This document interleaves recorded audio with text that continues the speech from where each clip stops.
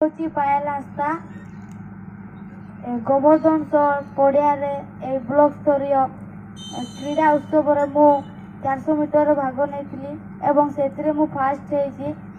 ଗର୍ବର କଥା ଗୋଟେ ଯେ ମୁଁ 400 ମିଟର ଫାଷ୍ଟ ହେଇଛି।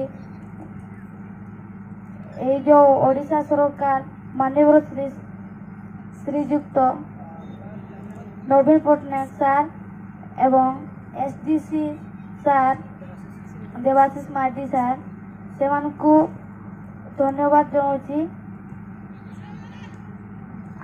ସେମାନଙ୍କ ତରଫରୁ ବ୍ଲକ ସ୍ତରୀୟ କ୍ରୀଡ଼ା ମହୋତ୍ସବରୁ ଆମକୁ track pant, track suit, jacket ମିଳିଛି ଆଉ ଜର୍ସି ଏଗା ସବୁ ମିଳିକି ମୋତେ ବହୁତ ଖୁସି ଲାଗୁଛି ଏବଂ ମାନ୍ୟବର ଶ୍ରୀଯୁକ୍ତ ନବୀନ ପଟ୍ଟନାୟକ ସାର୍ SDC ଚେୟାରମ୍ୟାନ୍ର ଦେବାଶିଷ ମାର୍ଡି ସାର୍ଙ୍କୁ ଧନ୍ୟବାଦ ଜଣାଉଛି।